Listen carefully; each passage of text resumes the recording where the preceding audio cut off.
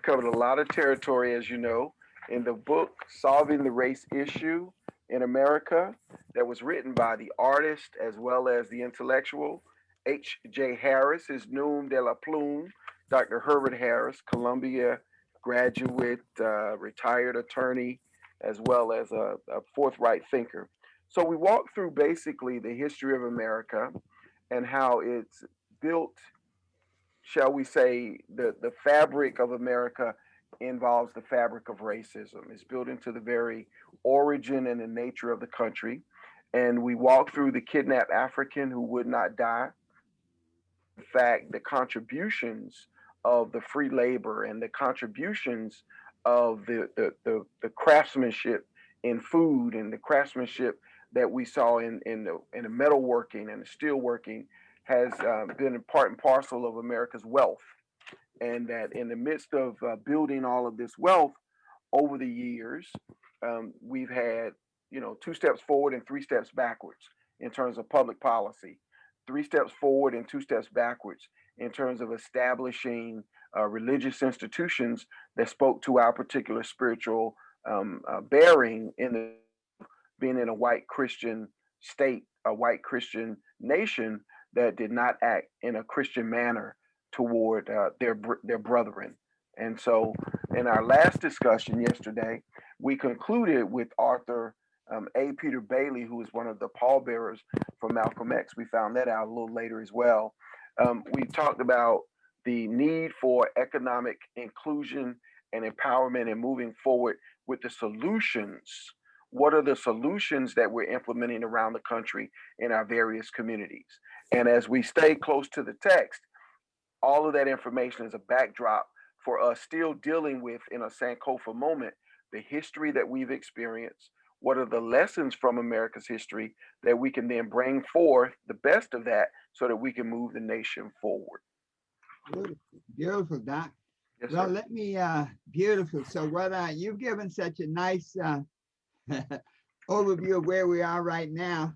So why don't we go on and get started, because we have some stellar people here, and I think we'd all love to hear from them and be a part of what they're doing and what they're sharing. So let me, we're now reading from page 29 of Solving the Race Issue in America.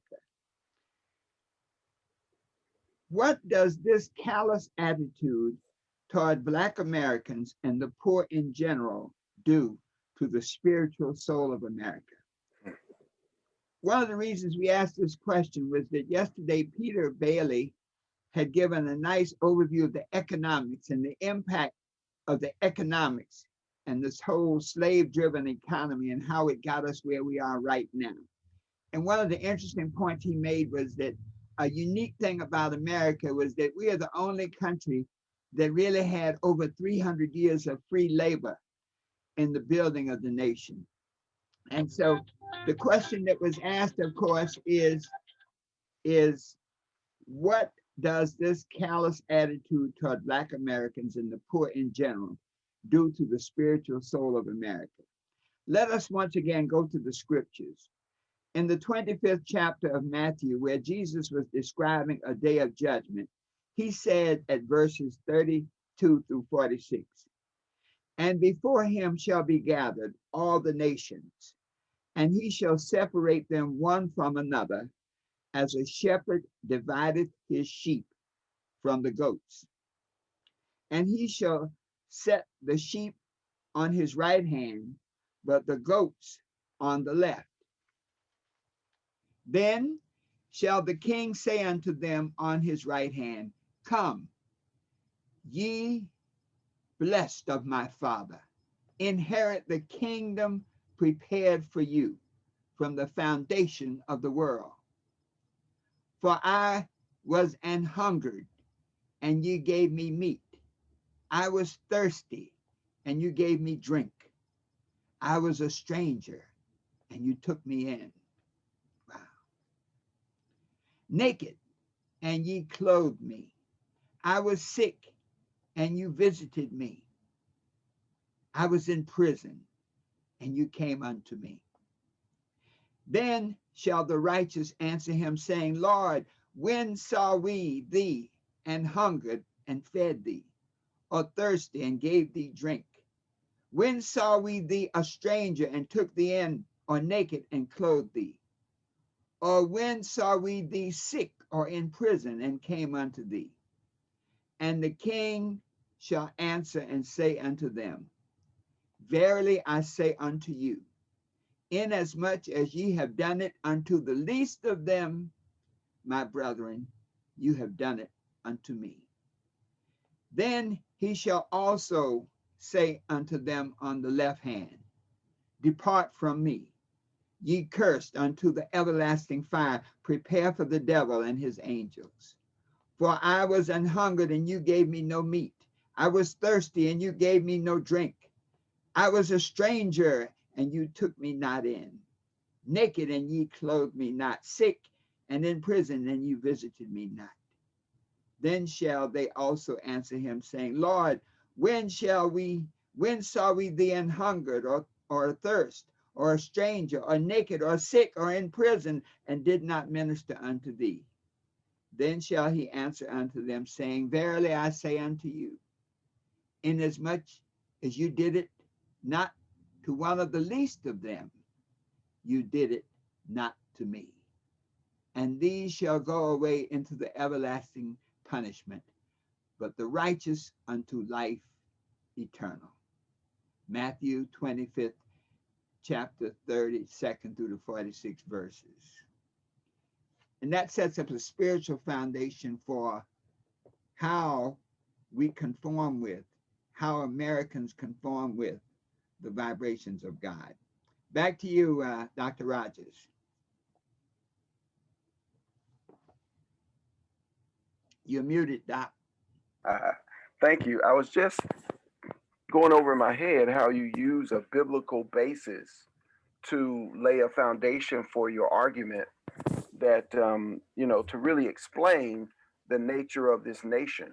And we know that we call for a separation of church and state, but in reality, church and state have worked hand in hand to create and maintain the nation that we find ourselves in.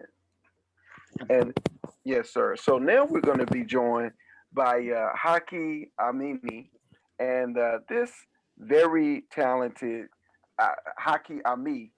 Am I saying that correct? The last name, Yes, sir. brother? Yes, sir, Okay. brother. Yeah, we're Yeah. being joined by an elected official, a member of the International Brotherhood of Black Professional Firefighters. Bring your camera up just a little bit. We can actually see your eyes. There we go. Yes, Perfect, yes, I perfect. apologize. Yes, sir. No problem. We have you. So he's a member of the International Brotherhood of Black Professional Firefighters. He's a firefighter in the city of Baltimore. He's also an elected official. In fact, he has served as treasurer as well as secretary of the board for the Maryland Legislative Black Caucus and as the Baltimore City Democratic State Central Committee. So I think those officership positions have actually been with the um, Baltimore City Democratic State Committee. Is that correct? Yes, sir. That's Okay, affirmative. Correct. Yes, excellent. sir. And he's an All right. author. He's written a book with George Fraser, Unstoppable, and he's now going to share with us his wonderful voice in the reading of the text, and he'll be a part of our discussion after his reading. Thank you. Thank you. Okay, so now begin. Page 31. Back to the paradigm of slavery. The Bible and the words of Jesus make it abundantly clear the vile and vicious acts committed by white Christian Americans who practiced and enjoyed the benefits of the enslavement of Black Americans, who committed terrible acts of brutality and shame against the least of them, have sealed the fate of America. Haki, can Thus, you bring based, your camera up a little bit so we can see your whole face? There we go. We would love to see your thank you, sir. face as you read. Sorry. There we go. Perfect. Let me get that perfect. Right. Okay. Thank you.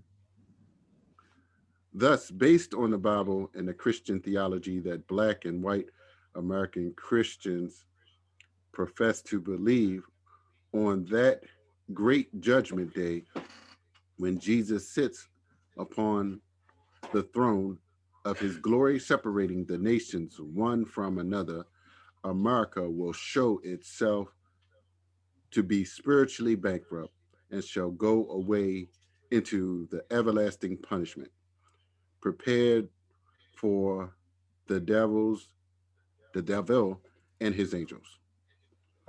The great Black American leader, Reverend Dr. Martin Luther King Jr., recipient of the coveted Nobel Peace Prize, spoke eloquently about the shortcomings of America.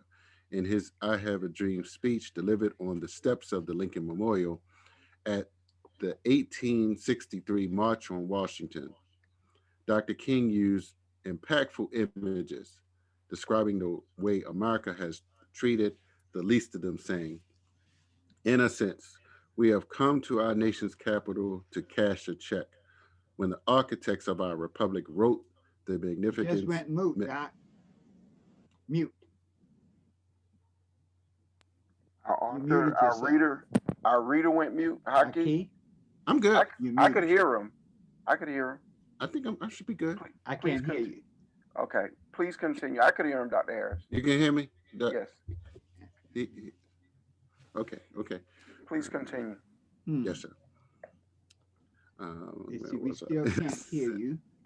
We can, Dr. Harris. Must be on his end. Want me to pause think or so. continue, brother? Please continue. Let me, Please continue. okay. Let me see the great background. Let me see where was I? Okay. In a sense, okay, I'll Let's just see, start you from still the mute, sub Doc. chapter. Okay. No, we can't You want hear to text him, Dr. Rogers? Yes, that's what I'm working on right now, actually. You want to put it in chat room or just let him know that you can text him? Okay. It might be his ears. Yes. No, I'm just trying to. Okay. All right. Got it. Good. Okay. Starting from the beginning. All right. In a sense, we have come to our nation's capital to cash a check. When the architects of our republic wrote the magnificent words of the Constitution and the Declaration of Independence, they were signing a promissory note to which every American was to fall heir. This note was a promise that all men, yes, Black men as well as white men, will be guaranteed an unalienable rights of life, liberty, and the pursuit of happiness. It is obvious today that America has defaulted on this promissory note insofar as her citizens of color are concerned. Instead of honoring this sacred obligation, America has given the Negro people a bad check, a check which has come back marked insufficient funds. But we refuse to believe that the Bank of Justice is bankrupt. We refuse to believe that there are insufficient funds in the great vaults of opportunity of this nation. So we have come to cash this check, a check that will give us upon demand the riches of freedom and security of justice. We have also come to this hallowed spot to remind America of the fierce urgency of now. This is no time to engage in the luxury of cooling off or to take the tranquilizing drug of gradualism. Now is the time to make real promises of democracy. Now is the time to rise from dark and desolate valley of segregation to the sunlit path of racial justice. Now is the time to lift our nation from the quicksands of racial injustice to the solid rock of brotherhood. Now is the time to make justice a reality for all of God's children. And now, the answer to the question, why must America resolve the paradigm of slavery, is obvious. The paradigm of slavery must be resolved if America is to avoid the judgment of everlasting punishment reserved for the devil and his angels because of how she has treated the least of them, Black Americans, slave and free. Is Woo! America, Is America doomed to the fate of arrogant, haughty, self righteous nations that are built upon lies, deception, and injustice? Will America continue to be like the foolish man? Sorry, I'll start from the top. Is America doomed to the fate of arrogant, haughty, self righteous nations that are built upon lies, deceptions, and injustice? Will America continue to be like the foolish man referred to by Jesus in the Sermon on the Mount at Matthew 7:26-27? And everyone, and I quote, and everyone that heareth these sayings of mine and doeth them not shall be likened unto a foolish man, which built his house upon the sand. And the rain descended, and the floods come, and the winds blew and beat upon that house, and it fell, and great was the fall of it. Matthew Perfect. 7. Perfect. Beautiful. Perfect. Beautiful. Right there is perfect.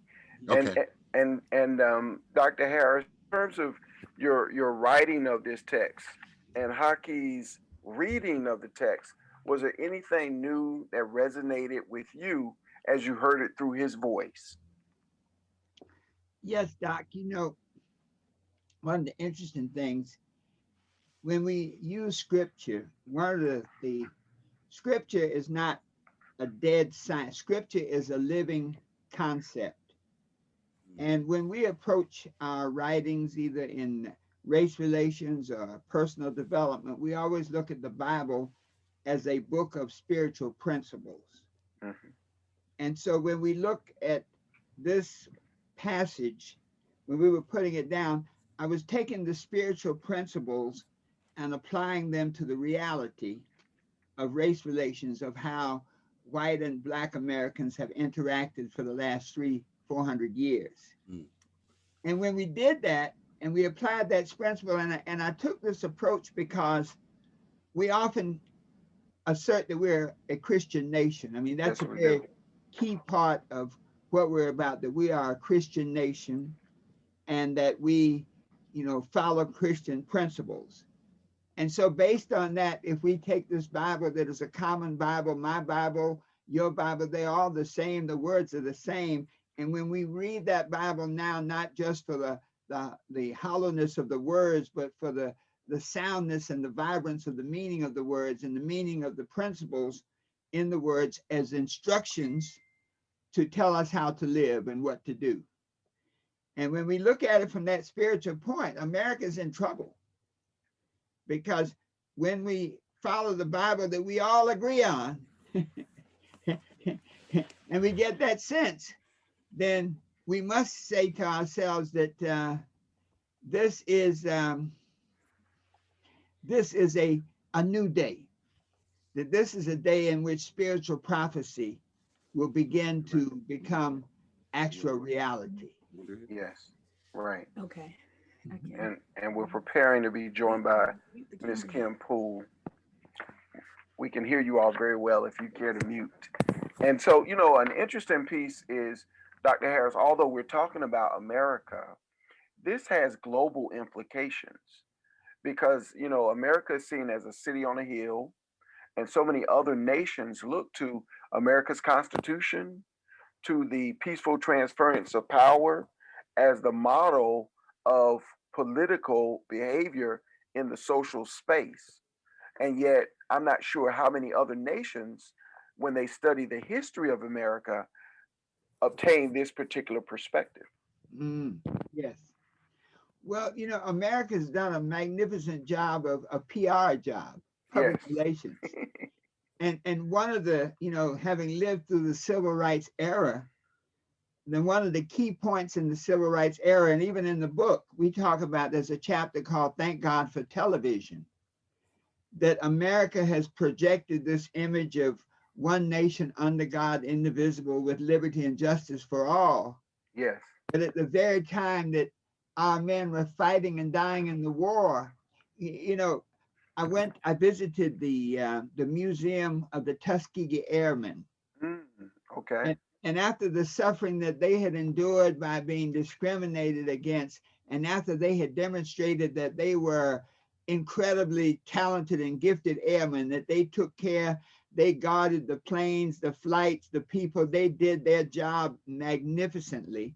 Yes. Yet when they came back to America, there was a reading that as they got off the boat, that there was a man there at the pier, and he was saying, white soldiers this way, and I'll do the euphemistic, Negro soldiers to the left. And that's amazing. In other words, we've just come back from fighting and dying in the war, and yet we're still in that vibration. So when Dr. King and when the civil rights era took place, the fact that the press, the fact that the television was used to let people see a truth of America that contradicted the PR, the America that we were telling the world. And it is in that contradiction that the civil rights era had victory, because the mind cannot contain two contrary thoughts. And when the mind, when the world saw dogs biting human beings, when the world saw water being cannons knocking children to the ground, seeing kids beat up, when the world saw the open casket Of Emmett Till. Yes, Yes. it said to the world that there's a great contradiction, and it's a spiritual contradiction. And so this passage was really bringing that spiritual contradiction into practical application. And what's interesting, Dr. Harris, is when we bring this up to modern times, I think when the world saw George Floyd and the way that the officer had his foot on his neck, and they saw the response to Black Lives Matter, the Black Lives Matter movement began to happen internationally, Yes. overseas, and so much respected that in Norway, the founders of the Black Lives Matter movement are now being nominated for a Nobel Peace Prize in modern times. So, in the midst of the media image of America and our former president beaming out over the airwaves through television, the reality of Black Lives Matter and the people in the street saying there is something amiss here actually resonated all over the world. Wow. Yeah. Thanks so much, Doc. And the internet was like the TV era on steroids. Dr. King used to say whenever you were going to have a march, you had to time it so that you could be on the 6 o'clock news. Right, the news hour. Yes. Yeah, you got to get into that news cycle. Otherwise, the world didn't know that it had happened. And now the news cycle is 24/7. It's 24/7. That internet, no cell phones, make every moment a news cycle. And it's so interesting, this experience with the lady in the Congress that they want to expel. Yes. It was the cell phones and the video and the internet that really defined who she really was. They have a saying on Instagram. It says the internet is undefeated. Eventually what is done will come out on the internet. Absolutely. We've been joined by Miss Kim Poole, and she is a performing artist, actually a soul fusion performing artist, who is a founding fellow of the Teaching Artist Institute there in Baltimore. In addition, she's in the tourism and hospitality industry, and she works with the Harriet Tubman site, and they bring tours to the Harriet Tubman site wherein they share the history and the unique culture of Baltimore in the war of freedom for African Americans and actually to free the soul of America. And so we're being joined by Ms. Poole. Welcome, Kim Poole. We're so pleased to have you with us. Thank you. I'm going to begin my big read, and thank you again for hosting this very important virtual event today. Excellent. What about today? Where do we stand in America in the 21st century? Today, at the beginning of the 21st century, when the white men in power, i.e., the United States government, are bringing war to establish truth, justice, and the democratic American way into the Middle East, You would be extremely hard pressed to find a white Christian man willing to exchange places with a Black American. You surely would not find a white Christian man, rich or poor, who would tolerate and accept the way Black Americans are treated. The aftermath of Hurricane Katrina validates and underscores this point. Chris Rock, a famous African American comedian, once joked that a white man sleeping in an alley behind Carnegie Hall wouldn't trade places with a Black man, even a rich one. Defending slavery. Some white American Christians who owned slaves and practiced slavery justified their treatment of their slaves by alleging that slaves were some type of subhuman animal. Even in the US Constitution, slaves were counted as only 3/5 of a white person. Following this reasoning, white American Christians could resolve the spiritual contradiction of thou shalt love thy neighbor as thyself with the way they treated slaves. Since the slaves were subhuman animals, this golden rule would not apply. On the other hand, however, many of these same white Christian men, some of whom signed the Declaration of Independence and the Constitution of the United States, had sex with their captive Black American female slaves who bore them many children. The great variety of colors in the skin complexions of Black Americans is a testament to the sexual pleasures the white Christian slave masters enjoyed in these midnight encounters with their captive female slaves. The contradiction? If white Christian Americans justified their participation in the slavery experience by claiming that slaves were some type of subhuman species, a beast, then the fact that these white Christian slave masters had sex with their female slaves leads to one profound conclusion. White Christian men who had sexual intercourse with their female slaves would be guilty of lying with a beast, according to Exodus 22:19. Whosoever lieth with a beast shall surely be put to death. To commit an act that, under the laws of God, would cause a man to be put to death would surely be a demonstration of a hatred and contempt for God, resulting in visiting the iniquity of the fathers upon the children unto the third and fourth generation. On the other hand, if we assume that the Black American slaves were indeed human beings, then those white Christian slave masters who were married, presumably to white women, would be guilty of adultery when they had sexual intercourse with their Black female slaves. Adultery is covered by one of the 10 commandments, Exodus 20:14. Thou shalt not commit adultery.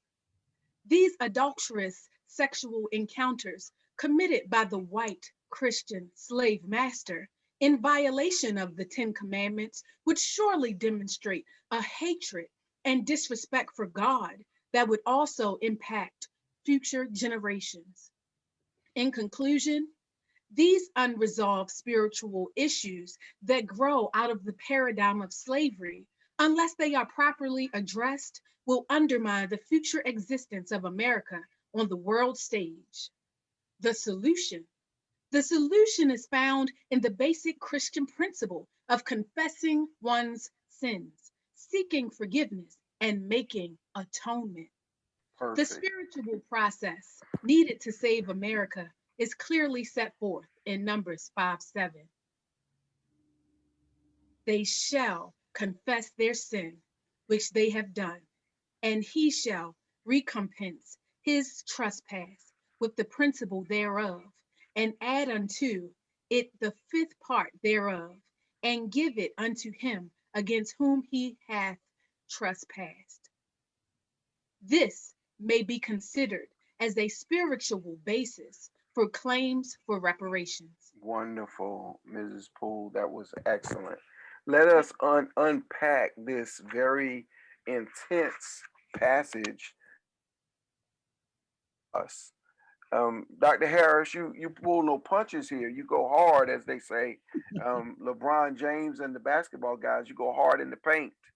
Um, I have some responses to this, but I'd like for you to, if you care to, say something just in terms of as written. You know, Doc, it it really it really created a vibration that made me understand that we can be hypocritical or we can be truthful. That when we look at the thoughts, you say, you can't have, let's just say, we can't have your cake and eat it too. If a slave is not a human being, then don't have sex with them. And, you know, and I brought it down to that very, very basic level. I remember one of my editors was very troubled, you know, and she thought about it for a while. She said, I don't know if there's any other way to put it. She said, because that is so basic. That is like ground zero. Okay. As a slave master, you have control over every aspect of a slave's existence. And so you are either, if you're treating them as animals, then you don't have sex with them. If you're treating them as people, then you're being totally hypocritical. And so the applying spiritual principle there was really saying also that our acts create a spiritual equivalence in the destiny of our country. Interesting. And so it is no puzzle why we keep going through this. You know, after the civil rights era, and I'll tell you, I was one who, when I saw President Barack Obama being elected, I never thought that I would see that in my lifetime. In fact, coming through the 60s, I never thought I would see that ever. I mean, it was just an impossibility. That is the depths of racism. And I'm not the dumbest doll in the church. Okay? But I still could not comprehend that. And when President, and you think about it, a black man named Barack Hussein Obama. Right. Not Joe Smith, James Jones, but so when that happened, I said to myself, my goodness, America has made a breakthrough, because he could not have been elected without white and black people voting for him. And until this last election, I think it had the greatest number of votes that any president had ever gotten. True. Yeah. And so that made me say, wow, you know, we have finally made the breakthrough. And then, you know, when I saw, though, it's like cancer. If you've had a great cancer treatment and the cancer's been arrested, okay, it's not dead, it's just not growing. Okay. And so when he was elected, the moment after he was elected, if you look at it the next day, basically the Republicans made it their business to undermine everything he did. The birther movement, as Birther well movement, as what was happening on Capitol Hill. and the whole idea of taking my country back. Like, what happened? Who took your country? Right. What do you mean? Right. And it's really a present day manifestation of the only other coup that's taken place in America in 1898 in Wilmington, North Carolina. Before we go too far there, because you have a lot to share with us there, I wanted to both get Mrs. Poole's response to what she read, and I wanted to make a couple of points as well, if I can. So one is I prefer to use the language, instead of saying slaves, those that were enslaved, right? So in our depiction of them, we present them as fully human beings, right? And so we don't fall into the notion of using the very language that seeks to strip their humanity from them. That's just one of the things I do, you know. And another thing, Dr. Harris, is, and I really go hard on this one, when we read the Constitution of the United States, what you're saying is true, but there's also more truth to that situation.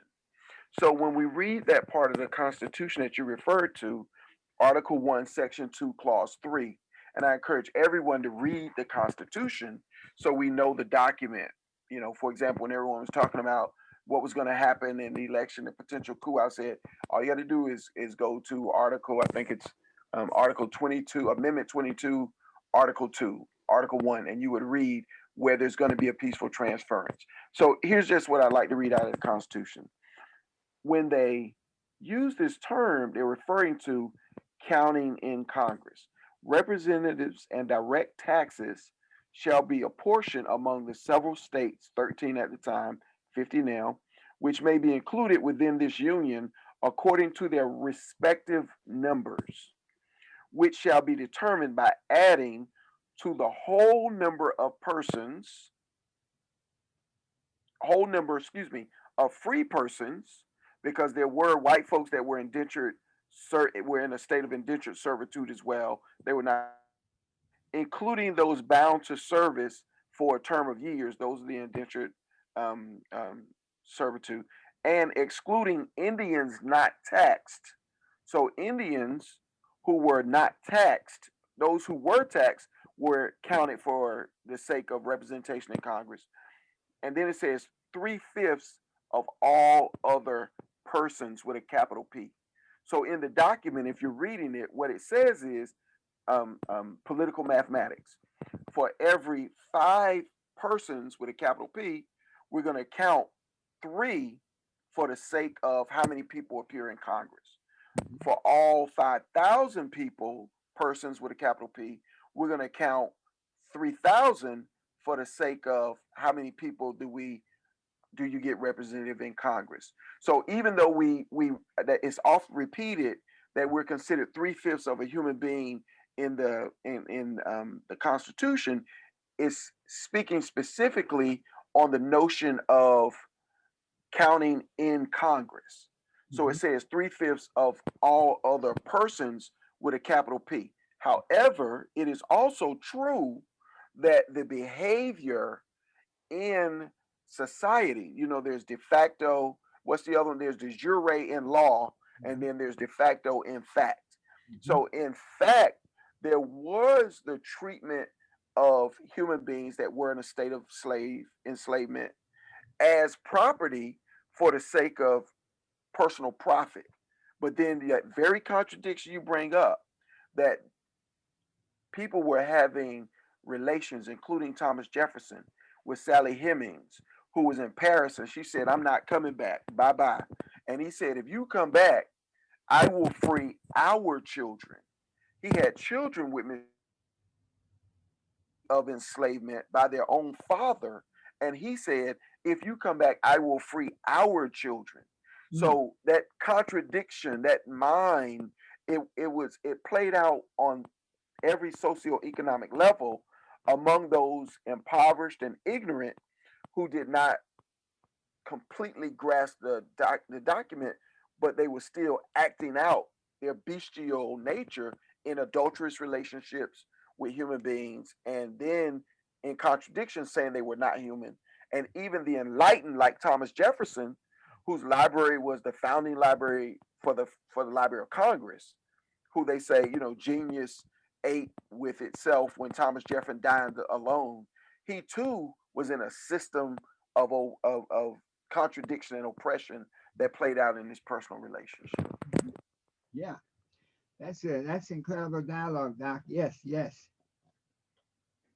Ms. Poole, would you care to respond to the reading as you felt it when you were reading? Your thoughts about the reading specifically? Um, Absolutely. I always feel the need to speak on behalf of Black women and the ones that I represent, the ones that are the reason that I'm here. And a lot of the passage spoke to the mistreatment of African women historically, and I feel like it speaks to how we're treated today. But what really bothered me was the passage that Haki read prior to my reading. The statement of Martin Luther King, you know, that we're here to pick up our check from the USA Bank of Justice. It's almost as if we still believe and have hope in a system that brought us here as property. And I feel like as long as we still continue to vest our hope, to invest our energy into trying to transform what is inherently evil, we have wasted our time. In my passage, I spoke about the archetype or the caricature of the white Christian. But the truth is based on history, the concept that I described as the white Christian is ahistorical. The concept of Christianity has never been demonstrated by the European.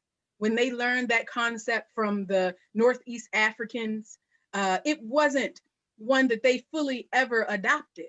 I don't want to go into the history of why Christianity excluded the woman from the Trinity, the Holy Trinity, because that's a conversation for another day. But what I will say is that the idea of what it means to be a white Christian male, they don't even believe it. The holy wars, so many times in history, they have demonstrated that they use this as a tool for their own liberation and empowerment. But we have also used Christianity as a tool. I'm a Christian as our liberation and empowerment. I look at Nat Turner. He was a pastor. He used Christianity for his own liberation and empowerment. I think about Harriet Tubman. And, you know, she's one of my ancestors just down the road. How she used Christianity. She said, God told me I'm supposed to be free. That's why I read those stars in the heavens and found my way up out of here. And my question is, when are the Christians, the Black ones? I'm no longer talking to the white ones. I'm no longer trying to convince them to activate their banks of justice or to somehow have remorse for what they've done and give us what we're owed based on the Bible and their interpretation of it.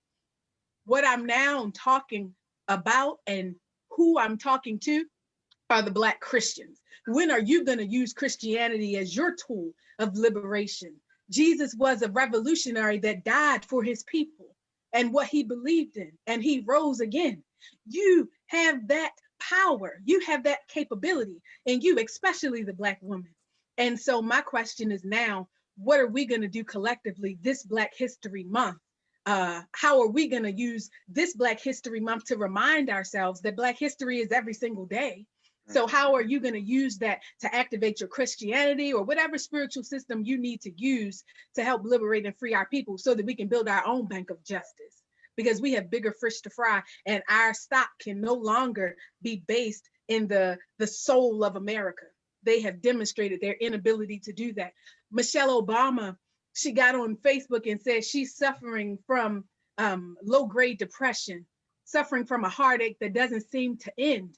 I heard Elder Harris say that he never thought he would see a man named Barack Obama become the president of this country. And now we have Kamala Harris. And we celebrated Amanda Gorman because she did a beautiful poem. And though I appreciate the motivation check and the inspiration, the symbolism is not enough. We need reparations now.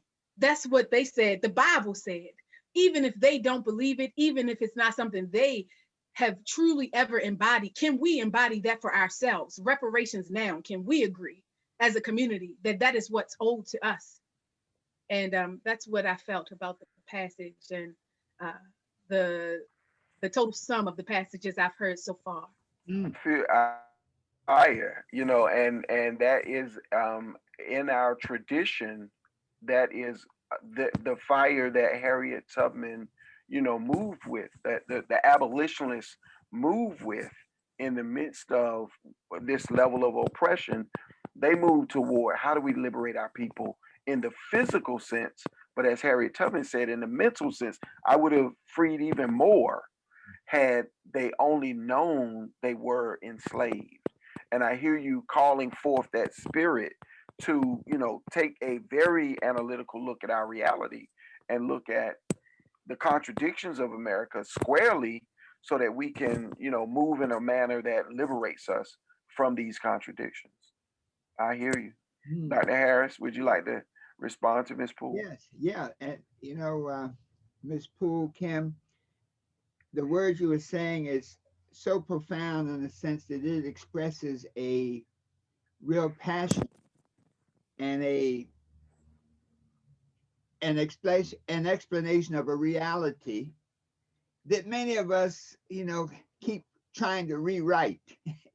you know, there's I tend to go back with the Bible in the sense that the uh, the scripture, for example, when we talk about the how to fix it, it says acknowledgement, and without acknowledgement, you can't go any further. And so, I think one of the challenges with dealing with many white Americans now, there is a spirit, there is a spirit among all of us. There's a spirit of rectification. Yeah. In other words, Harriet Tubman operated because there was this base of white people, the abolitionist group that had a network. I went on that trail and went to so many white churches where slaves were hidden in the walls or enslaved people were hidden in the walls. And so they operated as a team. Now, each person in that team, though, could only operate on the level of their understanding.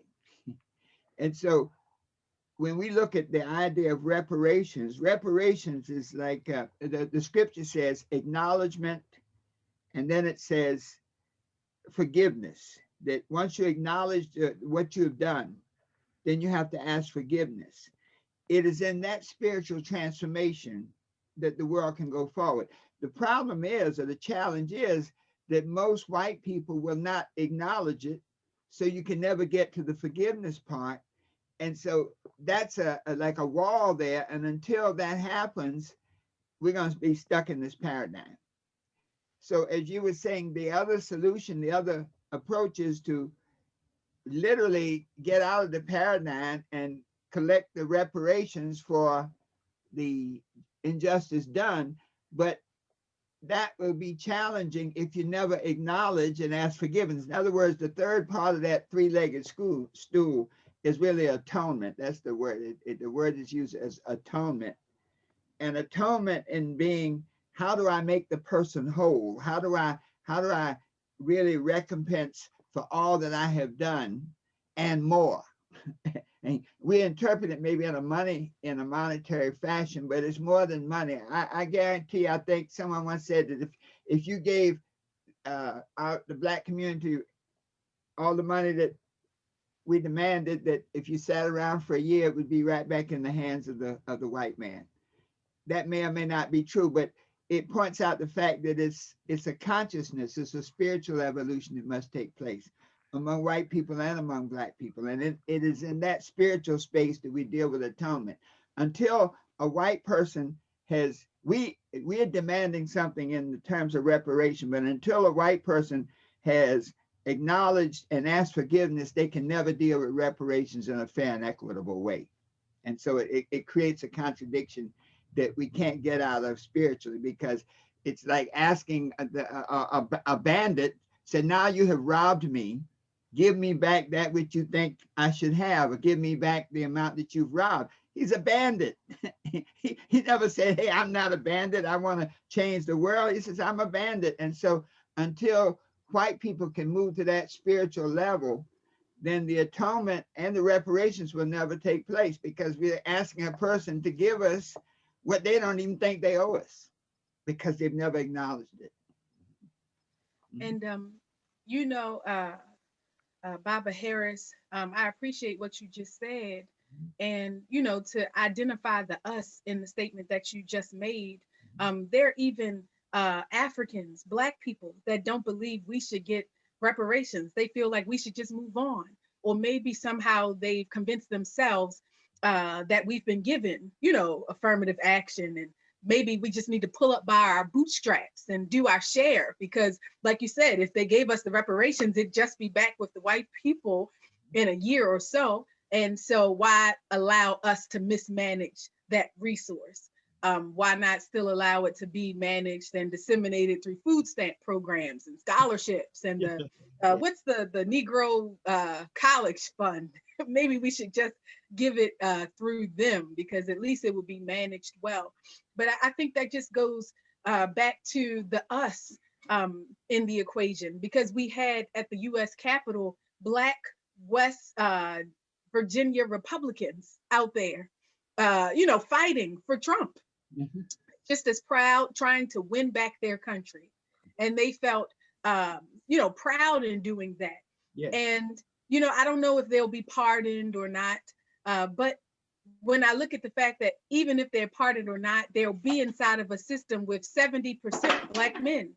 The prison industrial complex Yes. is, home to 70% of Black men at some point in their life. And so it's not as if there can be a check, because they taught us the concept of compounded interest, Mhm. right? So even if they paid us for 400 years, we still have, the compounded interest. But what I'm saying is, give us our money for 400 years of free labor. Then we'll talk about compounded interest. They may never be free. We are woven into the fabric. Our blood fertilized this ground. They may never be free of paying that debt. The American debt to Blacks may never be paid. And them trying to have the conversation of what could possibly look like reparations, like they're doing in Texas. I just feel like, just like when they emancipated us for slavery, Texas is late again. They're just still asking what would reparations look like. And I think we all kind of know what it would look like. Let's just start with that check. And I know it could be, so, we could have creative versions of what reparations could be. But the only conversation that I think we should start with, and I'm just speaking for Kim Poole, Mhm. not the Teaching Artists Institute, not the Shiro Sisterhood. Right now, it's just Kim Poole. The Uh-huh. only conversation I want to talk about is my check. My check for me and my family and my community family. And then we can talk about every other way that they could attempt to repay us for a debt that I don't feel could never be paid. As long as America lives and thrives, they will owe us for the development, the continued development, and the compounded interest that is accrued as a result. Mhm. Thank you so much, Kim. I love the passion. And this is a whole nother level of discussion of symbolism, of spirituality, of practicality. Doc, I tell Yeah, you, you're looking at our clock. Where did the time go? we still have a couple minutes. It's Yeah. 1:55. I just like to what Kim Poole put out there, and I think that there you start to deal with atonement, Mhm. and the atonement involves the acknowledgement, someone to point out a wrong, Mhm. acknowledgement of the wrong, confessing the fault, repentance, seeking remorse or contrition, then atonement, making amends or reparations for the wrong. And so the nation must face this reality in order to even get to the point where we're having a discussion about atonement. Then it goes on. There are only a couple more steps in the 8-step process. Forgiveness by the offended party. Mhm. What does it mean to be satisfied enough to say, I forgive thee? And then reconciliation and restoration, meaning to become friendly and peaceful again, and then a perfect union with God. So when we talk about even reparations, right, from NCOBRA, National Council of Black Reparations in America, um, the notion of dealing with land, Mhm. when the founding fathers came and the Europeans came over to America, they were given land. And even the Homestead Act, I think you speak of that later in the book, where you could go out west and just say, you live in a place for 40 days and that 40 acres became your land. And originally, upon the end of enslavement, came the notion of 40 acres and a mule, and that's because of the value of land. The check, the paper, although valuable, is it's printed money. It's not gold bullion. So even in the discussion of reparations, I'm hearing you around the notion of a check. I think also the notion of land, right? So it's from land that food comes, shelter comes, and clothing comes. That's why cotton was such a huge industry. The wood industry, these wood that's used to frame in houses, et cetera, et cetera. So it really is a deep conversation that this book touches on. You're suggesting we need to dig even deeper to sink our teeth into Yes. what's practical now, getting people to acknowledge the wrong before they are even going to take the scales off their eyes to deal with reparations. And then what does reparations look like? And you know, Doc, until it is acknowledged, I mean, there have been a number of attempts at reparations in different levels. And there's been success in reparations. The Yeah. Japanese internments, they receive reparations.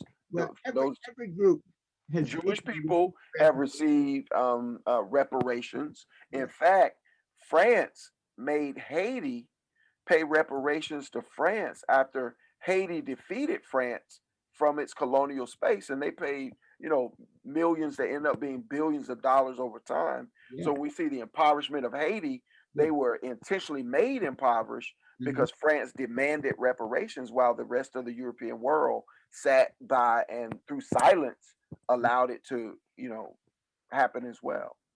So the interesting thing is demand. You know, I think Frederick Douglass said that nothing yields except to demand. Power never yields, or the quote Yeah. you all in Baltimore would know better than we would. Yes, But yes, power yields nothing without a demand. It never Yeah. has and it never will. that's it. So I think Kim Poole, you were on point to point out, like you said, on behalf of women particularly, the wrongs, and then to put the demand on the table and say deliver on this demand, so that we can then begin to have more discussions toward Mhm. what is right and moving us forward. Thank you for that fire and that brilliance you brought to us today. Yes, yes. And with that, we're at that hour, Dr. Harris, if you'd like to close us out.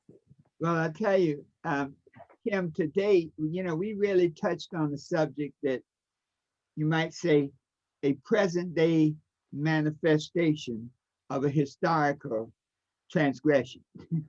Okay, that represent the idea of reparations or atonement represent a present day assessment of centuries of wrongdoing, and it really will take us. It's going to be a joint effort between all of us to work together. I think that anytime we work separately, that we can only get a certain level to a certain point.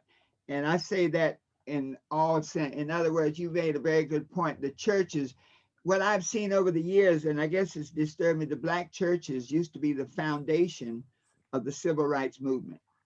There was no puzzle why most of the initial civil rights leaders were ministers, because they were the one group that was independent of the economic system. The ministers in Wilmington, when the Wilmington 10, when those young men were in prison wrongfully, it was the ministers and the undertakers and the independent Black business people who took them food, who paid their legal fees, who helped them. And the church was the foundation of everything that we were doing for our liberation.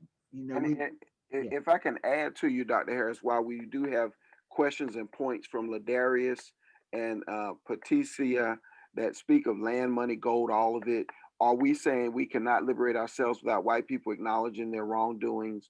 I think what you're speaking to specifically is, even within the Black church, there was self-determination. Yes. Right. The reason that the preacher had the resources to help bail people out of jail was because collectively it was Black folks who put their money into the coffers Yes. of the church, and they were used for communal purposes, not just for one individual to, have a nice ride and nice clothes and appear wealthy on the collective wealth or the shared abundance of our community. And so I think that there are multiple strategies to this very complex issue of liberating us. Yes. And a part of that strand of those strategies deal with what Ms. Poole is talking about. It deals with the notion of the role of the church. And there is a part of the strategy that deals with the support of others who are right-thinking human beings. Because even as George Steels, who was the secretary of the Underground Railroad, who wrote a wonderful book, he points to that Harriet Tubman was a part of a larger community of others. She may have even be perceived as the leader, but there were others in the community of her ethnic racial makeup and not of her ethnic racial makeup that were a support system toward the right goal of liberating people from enslavement. Yes, yes. And I think to look at it, it is not a battle, it is a war. And so there's no one strategy for all time. There's sometimes when, as Kim says, you got to demand, write the check before we go forward. Mm-hmm. There are other times when you have to be more wily, more strategic. And so there's no simple one solution. It is a battle, and every tool to create victory is necessary at different times. At different, and as someone says, if you want to go fast, go alone. If you want to go far, go as a group. Yes. And they said that young people go fast because they have the fire. They have that we need to get this done now. Yes. We need that in our culture.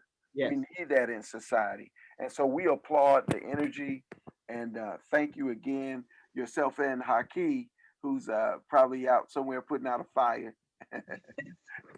and we want to be in touch with you. Continue to stay connected to the reading. And Dr. Harris, unless that's it, that brings our time to a close today, unless you'd like to leave us on a note. Today is what, Friday?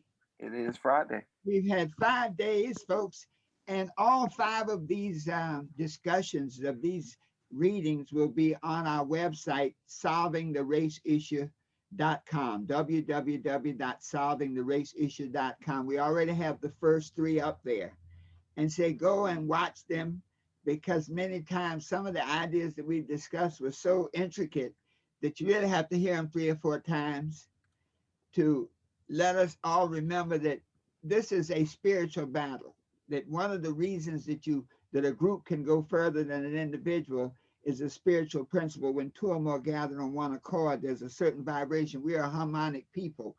And as Black people, we have been so resilient because we could always hear the music within. We always knew where the beat was. Yes, we are the rhythm people. Yes. Right.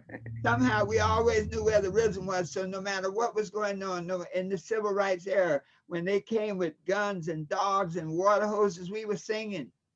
Okay. So we always understood the rhythm, and the rhythm is the key because it creates a harmonic vibration that connects us to a greater source of power in the universe. And it is that way that we will change the world. Thank you so much. I have no more to say today. This has been an incredible week. Folks, we're down, was this 1/4 of the journey. Thank each and every one of you for being here. And next week we go even higher. And so it is. Thank you so much. Take care, Ms. Poole and Brother Haki. Thank you, Dr. Harris. We'll conclude at this time, everyone. We'll see you on Monday. We'll be back at 1 o'clock.